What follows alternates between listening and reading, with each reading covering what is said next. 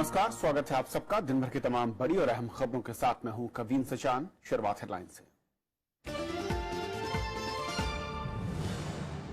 Budget में चुनावी राज्यों के लिए न हो योजना का ऐलान, चुनाव आयोग का केंद्र को निर्देश, विपक्षी दलों ने फैसले का किया स्वागत।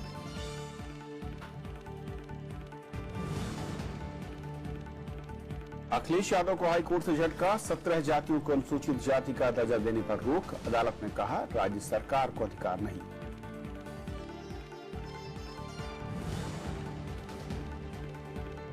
अकाली दल के घोषणा पत्र में कई वादे, कांग्रेस का आरोप बदहाली के लिए मौजूदा राज्य सरकार जिम्मेदार, पहली बार होगा इलेक्ट्रॉनिक पोस्टल बैलेट का इस्तेमाल।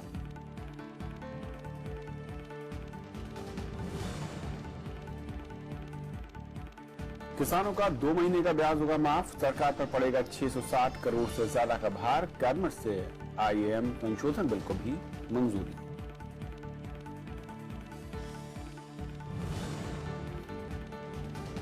दक्षिण चीन सागर पर चीन को अमेरिका की चेतावनी, कहा अंतर्राष्ट्रीय हितों की होगी रक्षा, ट्रांस पैसिफिक पार्टनरशिप से हटने का ऐलान। और आइए देखते हैं पहली खबर।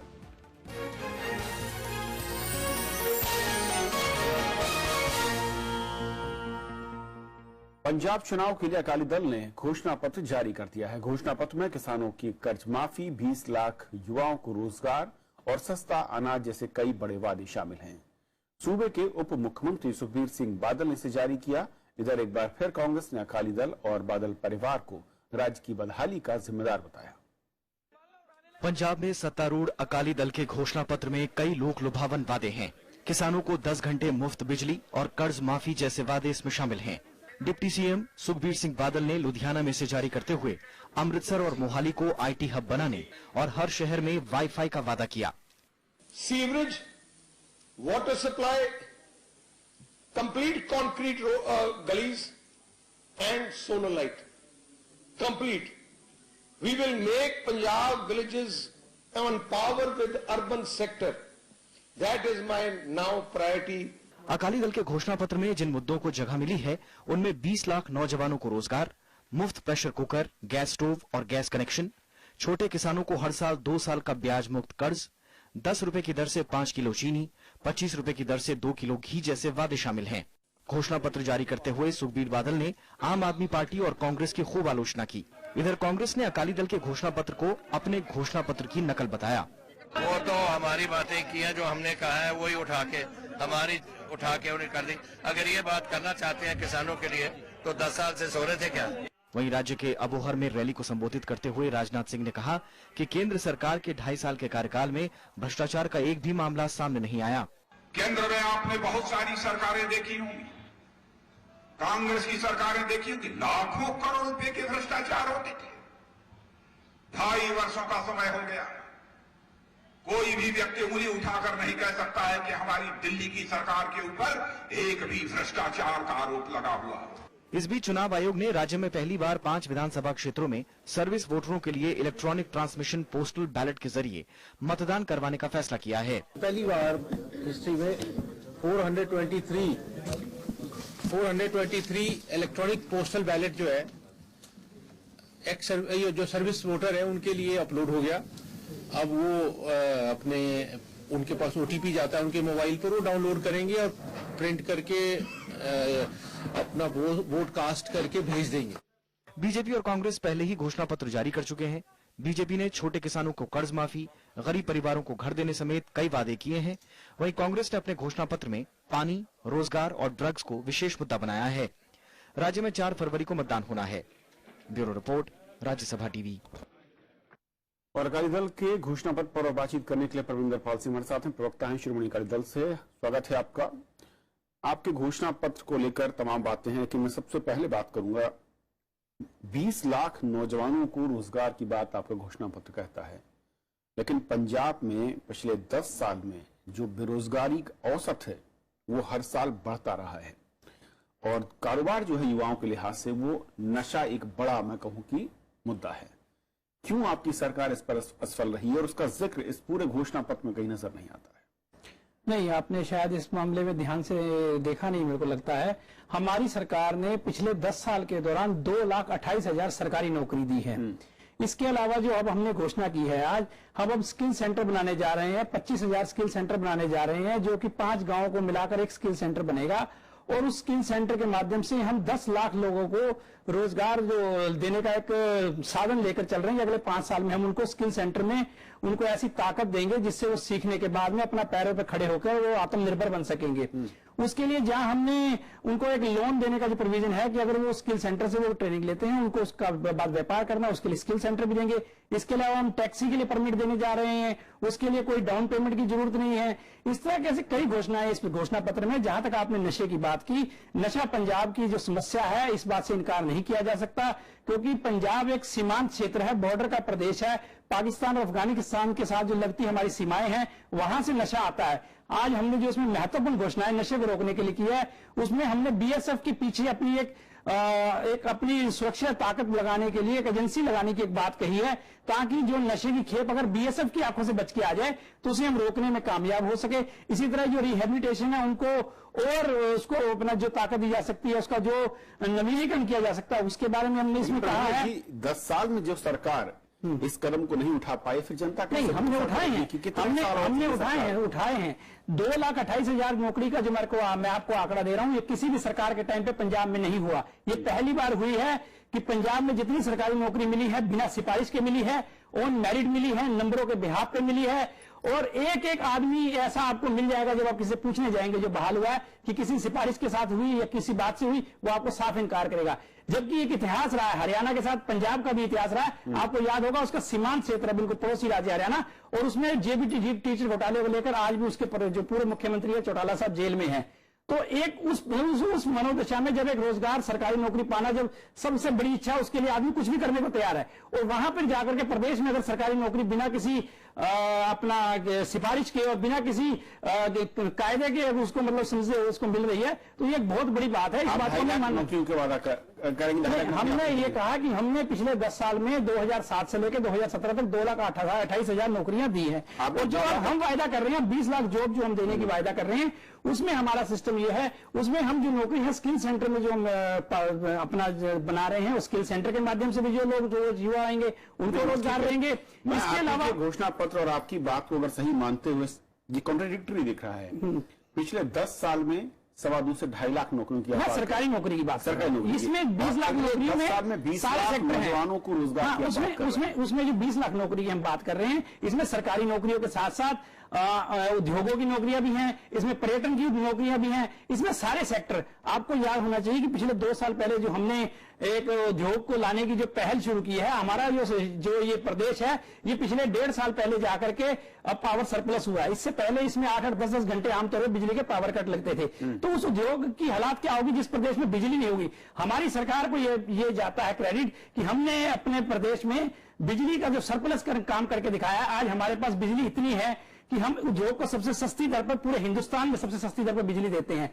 दूसरी जो बात है, अब हम ट्यूबवेल के लिए, कृषि के लिए बिजली दे रहे हैं। आज भी हमने ये वादा किया है कि 10 घंटे तक हर किसान को हम ट्यूबवेल के लिए बिजली मुफ्त देंगे, किसान की मनोदशा को सुधारने के लिए, क्योंकि पंजाब की सबसे बड़ी ताकत किसान है और सबसे बड़ा मर्ज किसान भी है, क्योंकि बिल्कुल मर्ज है। अब तक मैं अगर आंकड़े मेरे सामने, मैं उस पर नहीं जाना चाहता, पिछले 10 साल में किसानों की आत्महत्या के मसले हों या फिर किसानों के कर्ज को लेकर उनकी दुश्वारियां हों, वो सबसे ज्यादा हमने कर्ज के मसले से जिम्मेदार कौन रहा है? आप कह रहे हैं कि आप 10 घंटे मुफ्त बिजली देंगे, क्या वो समस्या के लिए क्या वो किसानों की पहले भी दे रहे हैं, अब उनको और भी देंगे, छोटे किसानों को भी देंगे, हर एक किसान को देंगे, उससे ताकि पानी की सिंचाई की जो परेशानी है वो ना हो।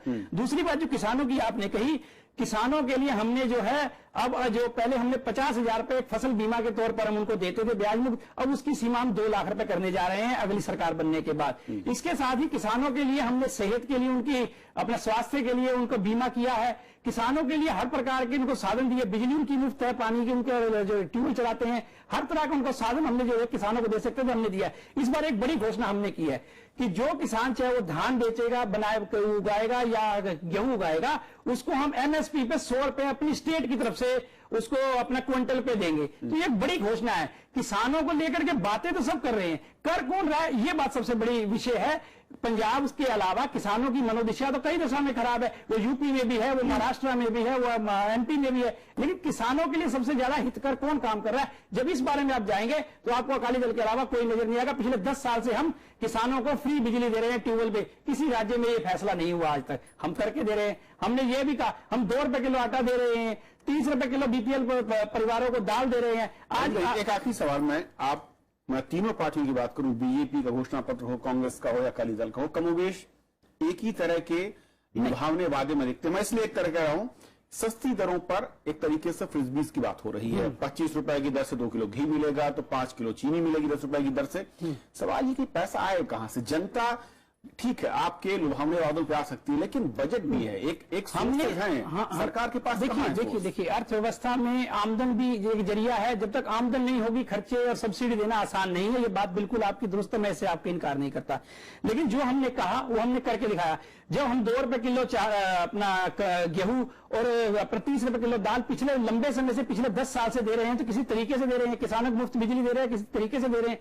हमने अपने टैक्स कलेक्शन को बढ़ाया, हमारा टैक्स कलेक्शन अपने रेशियो उसी हिसाब से बढ़ाया जिस हिसाब से हमारे खर्चे बढ़े हैं। हम अगर सब्सिडी की ओर जा रहे हैं तो हमने टैक्स कलेक्शन को बढ़ाया। अब हमारी कोई भी नेगेटिव इमेज नहीं है, आज भी हमारी जो शिक्षा के क्षेत्र में है हम सबसे आगे हैं। हम किसी भी ऐसे क्षेत्र में, किसी भी प्रदेश से जो हम तुलना करेंगे, चाहे वो डेब्ट रेशियो में करेंगे, किसी भी रेशियो में करेंगे, हमारी तुलना जो है गुजरात और महाराष्ट्र जैसे अच्छे राज्यों से जिनको गिना जाता है उनसे काफी अच्छी है।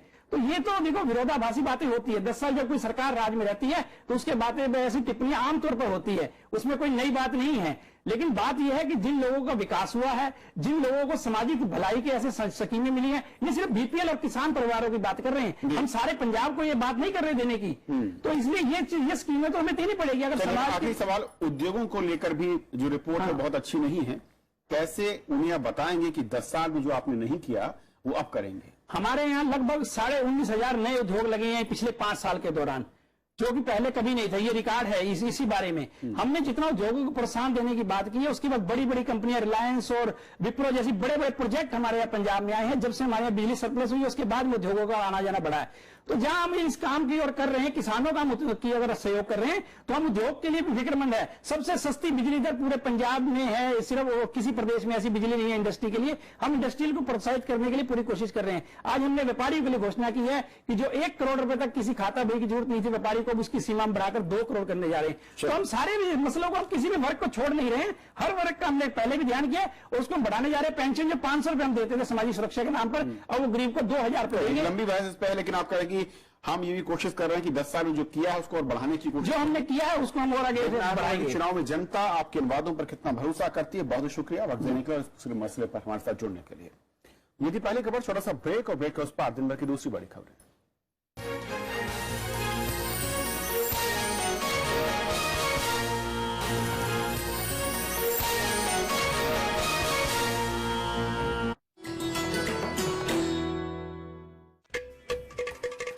घटम प्राचीन दक्षिण भारतीय ताल वाद्य जब बजता है तो सृष्टि के 5 तत्वों धरा, जल, वायु, अग्नि और आकाश के स्वर को इसकी धुन में किया जा सकता है महसूस।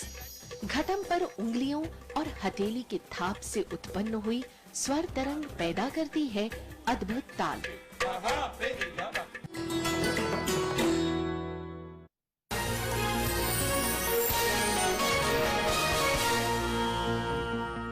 आम बजट 1 फरवरी को ही पेश होगा और चुनाव आयोग ने इसकी मंजूरी देते हुए सरकार को कुछ निर्देश भी दिए हैं। आयोग ने कहा है कि बजट में 5 चुनावी राज्यों के लिए किसी योजना का ऐलान नहीं किया जा सकेगा। साथ ही वित्त मंत्री के भाषण में इन राज्यों में सरकार की उपलब्धियों का जिक्र भी नहीं होना चाहिए। विपक्ष ने सरकार से आयोग के निर्देशों का सख्ती से पालन कराने की मांग की है। चुनाव आयोग ने सरकार को निर्देश दिया है कि 1 फरवरी को पेश किए जाने वाले आम बजट में 5 चुनावी राज्यों के बारे में कोई विशेष घोषणा नहीं की जाए। साथ ही वित्त मंत्री के भाषण में इन राज्यों में सरकार की उपलब्धियों का जिक्र नहीं करने को कहा है। साल में जो है वो 12 महीने कहीं कोई न कोई चुनाव होते रहते हैं। बजट जो है किसी एक राज्य का या किसी एक राज्य से रिलेटेड नहीं होता। बजट जो है वो पूरे देश का होता है। इसलिए जो लोग उसको रोकने की बात या जो लोग उसको बढ़ाने की बात कर रहे थे उसमें तर्क नहीं था। तथ्य नहीं था, बल्कि राजनीतिक उसके कारण थे। आयोग ने सरकार को 2009 की एडवाइजरी की भी याद दिलाई, जिसमें परंपरा के मुताबिक चुनावों से पहले पूर्ण बजट के बजाय लेखानुदान पेश किए जाने की बात शामिल है। कांग्रेस समेत विपक्षी दलों ने सरकार से चुनाव आयोग के निर्देशों का सख्ती से पालन करने की मांग की है। ये सरकार मोदी जी के नेतृत्व में अत्यंत राजनीतिक मत रखती है हर मुद्दे का, इसलिए ये और भी ज्यादा अति आवश्यक होता है कि चुनाव आयोग के आदेश को सिर्फ लिखित आदेश को ही नहीं, लेकिन उसके स्पिरिट को भी आदर सहित आदर पूर्वक उसका पालन किया जाए। We still believe that the presentation of budget should be postponed, and BJP or any party in power should not try to take unfair political advantage of the budget announcements. पूर्व चुनाव आयुक्त एस.वाई. कुरैशी और संविधान से जुड़े मामलों के जानकार भी मानते हैं कि सरकार को इन निर्देशों को मानना जरूरी है। इलेक्शन कमीशन के जो इंस्ट्रक्शन है बड़ी क्लियर है, साफ साफ उन्होंने कह दिया कि भाई 5 स्टेट में आप अपनी अचीवमेंट के गुणगान नहीं करें। गवर्नमेंट हमेशा मानती है, गवर्नमेंट इलेक्शन कमीशन की इम्पोर्टेंस, मॉडल कोड के इम्पोर्टेंस को खूब जानती है और गवर्नमेंट कभी जानबूझ के उल्लंघना करने की कोशिश नहीं करती। केंद्र सरकार ने 5 राज्यों में चुनाव के ऐलान से पहले ही 31 जनवरी से संसद का बजट सत्र बुलाने का फैसला किया था। कांग्रेस समेत 16 विपक्षी दल चुनाव के मद्देनजर 1 फरवरी को आम बजट पेश किए जाने का विरोध कर रहे थे और इन मामलों में चुनाव आयोग से शिकायत की थी। इससे पहले कल सुप्रीम कोर्ट ने आम बजट टालने की जनहित याचिका खारिज कर दी थी। Bureau report, Rajya Sabha TV. Arvind Kejriwal के चुनाव आयोग को लेकर दिए बयान की दूसरी पार्टियों ने निंदा की है और इस जानकारों का मानना है कि जिस तरीके से केजरीवाल चुनाव आचार संहिता के उल्लंघन कर रहे हैं, आयोग की चेतावनी को नजरअंदाज करना उन्हें भारी पड़ सकता है। दिल्ली के मुख्यमंत्री अरविंद केजरीवाल के चुनाव आयोग पर दिए विवादित बयान की विपक्षी दलों ने निंदा की है और चुनाव आयोग की विश्वसनीयता पर सवाल उठाने पर केजरीवाल की आलोचना की है। अगर आपत्ति की है इलेक्शन कमीशन में तो सही आपत्ति की है। अरविंद केजरीवाल को संवैधानिक संस्थानों से, संगठनों से इस तरह का बर्ताव करने से बचना चाहिए। जो लोग खुद करप्शन को बढ़ावा दे रहे हैं, स्वाभाविक रूप से उनको हर जगह इस प्रकार की बात नजर आती है और ये एक धिक्कार का विषय है कि इलेक्शन कमीशन जैसे स्वायत्त बॉडी को, इलेक्शन कमीशन जिसकी इंटीग्रिटी पूरे विश्व में जानी जाती है, उसको आप इस प्रकार एक राजनीतिक अखाड़े पे उतार रहे हो। जानकारों का मानना है कि इस मामले में आयोग की चेतावनी को नजरअंदाज करने पर केजरीवाल और उनकी पार्टी पर कड़ी कार्रवाई हो सकती है। अगर आप ये बराबर इसका उल्लंघन करते रहेंगे मॉडल कोड ऑफ कंडक्ट का, तो आपका पार्टी सिंबल वो फ्रीज कर सकता है, यानी कि वापस ले लेगा जो सिंबल दिया पार्टी का। कुछ केसेस में ऐसा भी हुआ है कि प्रतिबंध भी लगाया है। इलेक्शन कमीशन भी चुप रहने वाला तो नहीं है। इलेक्शन कमीशन के पास इलेक्शन के दौरान तो बहुत पावर्स हैं। अगर इलेक्शन कमीशन उस जवाबी कार्रवाई में आ जाए तो दुखी कर देगा, इसलिए इस किस्म की कन्फ्रंटेशन की स्टेज आने नहीं देनी चाहिए। गोवा और पंजाब की रैलियों में अरविंद केजरीवाल ने कहा था कि दूसरी पार्टियों से पैसे ले लो, लेकिन वोट आम आदमी पार्टी को ही देना। इस पर चुनाव आयोग ने उन्हें नोटिस जारी कर कड़ी कार्रवाई की चेतावनी दी थी। जवाब में अरविंद केजरीवाल ने माफी मांगने की जगह चुनाव आयोग पर लोगों को रिश्वत लेने के लिए उकसाने का आरोप लगाया था। प्रणब गोस्वामी, राज्यसभा टीवी। उत्तर प्रदेश के मुख्यमंत्री अखिलेश यादव ने मंगलवार को सुल्तानपुर में 2 चुनावी रैलियां की। इस मौके पर अखिलेश ने दावा किया कि प्रदेश की समाजवादी पार्टी और कांग्रेस गठबंधन 300 से ज्यादा सीटें जीतेगा और राज्य में अगली सरकार उनकी ही होगी। मैं आपके बीच में समाजवादी पार्टी का राष्ट्रीय अध्यक्ष बनने के बाद अखिलेश यादव ने अपनी पहली चुनावी सभा को संबोधित किया। आप सबसे निवेदन और अपील करने आया हूँ। सुल्तानपुर में आयोजित रैली में अखिलेश यादव ने कहा कि समाजवादी पार्टी की कथनी और करनी में कोई फर्क नहीं है। आगे बढ़ाने का काम करें। उन्होंने दावा किया कि उत्तर प्रदेश में अगली सरकार कांग्रेस समाजवादी पार्टी गठबंधन की होगी।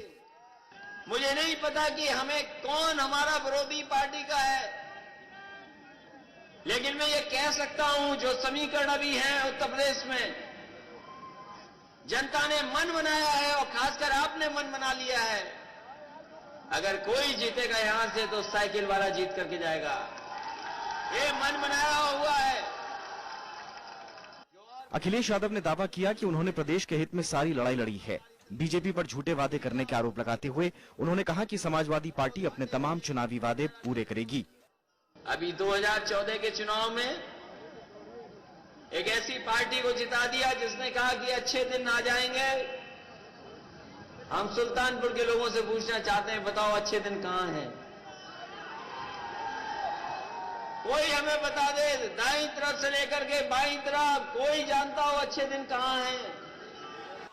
पार्टी और परिवार के विवादों को निपटाने के चलते अखिलेश यादव अभी तक चुनाव प्रचार अभियान शुरू नहीं कर पाए थे। मुख्यमंत्री बुधवार को लखीमपुर में चुनावी रैली करेंगे। पंचानन मिश्रा के साथ bureau report, Rajya Sabha TV. Uttar Pradesh विधानसभा चुनाव से पहले अखिलेश सरकार को इलाहाबाद हाई कोर्ट से झटका लगा है। कोर्ट ने राज्य सरकार की 17 ओबीसी जातियों को अनुसूचित जातियों के समान सुविधाएं देने पर रोक लगा दी है। साथ ही इन जातियों को एससी का सर्टिफिकेट जारी न करने का आदेश दिया है। मामले में अगली सुनवाई 9 फरवरी को होगी। राज्य सरकार ने 22 दिसंबर 2016 को 17 पिछड़ी जातियों को अनुसूचित जातियों के समान सुविधाएं दिए जाने का निर्देश जारी किया था, जिसे असंवैधानिक बताते हुए कोर्ट में चुनौती दी गई थी। चीफ जस्टिस ने एक ऑर्डर पास किया जिसमें principal secretary social welfare department को इस आशय का डायरेक्शन दिया गया है कि सभी जिलों में अधिकारियों को इस आशय का निर्देश दें कि उस नोटिफिकेशन के आधार पर कोई भी कास्ट सर्टिफिकेट इश्यू नहीं किया जाएगा। केंद्र सरकार किसानों का 2 महीने का 600 करोड़ रुपए से ज्यादा का ब्याज माफ करने का फैसला लिया है। आज केंद्रीय मंत्रिमंडल की बैठक में आईएएम संशोधन बिल समेत दूसरे प्रस्तावों को मंजूरी दी गई। केंद्रीय मंत्रिमंडल की मंगलवार को हुई बैठक में कई अहम फैसले किए गए। इसमें किसानों के लिए नवंबर-दिसंबर 2016 के लिए अल्प अवधि कर्ज पर लगने वाले 660 करोड़ 50 लाख का ब्याज माफ करने को मंजूरी दी गई। इसके लिए नाबार्ड को 400 करोड़ रुपए दिए गए हैं, जो सहकारी बैंकों के रीफाइनेंसिंग खर्च को उठाएगी। इसके अलावा सरकार ने आईआईएम संशोधन बिल पर मुहर लगा दी है। इसमें छात्रों को डिप्लोमा की जगह डिग्री देने, संस्थान की पूरी स्वायत्तता और जवाबदेही के प्रावधान हैं। इन संस्थानों का प्रबंधन एक बोर्ड के जरिए किया जाएगा। केंद्रीय मंत्रिमंडल ने बिहार सरकार और एयरपोर्ट अथॉरिटी ऑफ इंडिया की जमीन के अदला बदली को मंजूरी भी दे दी है। इसके तहत 11.35 एकड़ जमीन का इस्तेमाल पटना एयरपोर्ट के विस्तार के लिए किया जाएगा। सरकार ने प्रगति मैदान में वर्ल्ड क्लास कन्वेंशन सेंटर के निर्माण पर भी मुहर लगा दी है। इस प्रोजेक्ट में 2254 करोड़ रुपए का खर्च आएगा। इसके अलावा क्योटो प्रोटोकॉल की दूसरी प्रतिबद्धता अवधि को भी मंजूरी दे दी गई है। Bureau report, Rajya Sabha TV. Jallikattu मामले में केंद्र सरकार ने सुप्रीम कोर्ट से कहा है कि वो जनवरी 2016 में जारी सूचना वापस लेने के लिए तैयार है।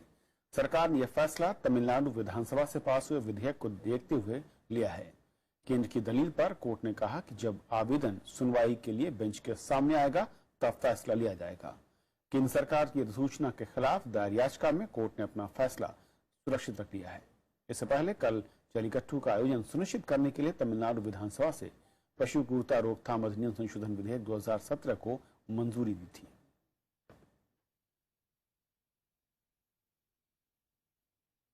सुप्रीम कोर्ट ने आज बीसीसीआई के नए प्रशासकों के नाम का ऐलान टाल दिया है। कोर्ट ने सीबीआई और सरकार को भी 27 जनवरी तक सील बंद लिफाफे में प्रशासकों के नाम सौंपने का आदेश दिया है। साथ ही हिदायत दी कि बोर्ड में प्रशासकों के नाम का प्रस्ताव देते समय कोर्ट के आदेश को ध्यान में रखा जाए। साथ ही कोर्ट ने बीसीसीआई को 3 लोगों के नाम का सुझाव देने को कहा, जो फरवरी के पहले हफ्ते में आईसीसी की बैठक में बोर्ड का प्रतिनिधित्व करेंगे। कोर्ट इस मामले की सुनवाई अब 30 जनवरी को करेगा। अमेरिका के नए राष्ट्रपति डोनाल्ड ट्रंप ने दक्षिण चीन सागर को लेकर चीन को चेतावनी दी है। उन्होंने कहा कि अमेरिका हर हाल में अपने हितों की रक्षा करेगा। वहीं चीन ने इस बयान पर कड़ा एतराज जताया है। अमेरिकी राष्ट्रपति डोनाल्ड ट्रंप ने 2 टूक शब्दों में कहा है कि वो दक्षिण चीन सागर में अपने और अंतर्राष्ट्रीय हितों की भी रक्षा करेंगे। व्हाइट हाउस के प्रेस सचिव सीन स्पाइसर ने साफ किया कि अमेरिका अपने हितों की रक्षा हर हाल में करेगा। I think areas in the South China Sea that are part of international waters and international activities, I think the U.S. is going to make sure that we protect our interests there. So it's a question of if those islands are in fact in international waters and not part of China proper, then yeah, we're going to make sure that we defend international territories from being taken over by one country. इधर चीन ने America के बयान पर कड़ी आपत्ति जाहिर की है। चीन ने दक्षिण चीन सागर को लेकर अपनी नीति को जायज ठहराया है। 在南海问题上的立场是明确和一贯的。那么我们在南海的行动也是正当合理的，不管别的国家发生什么样的变化，说了什么样的话，想做什么样的事情。इसके अलावा अमेरिकी राष्ट्रपति ट्रंप ने सीरिया में आईएस के खिलाफ रूस के साथ सैन्य अभियान चलाने की भी बात कही है। एक और बड़ा फैसला लेते हुए अमेरिका ने व्यापार समझौते ट्रांस पैसिफिक पार्टनरशिप से खुद को अलग करने का फैसला किया है।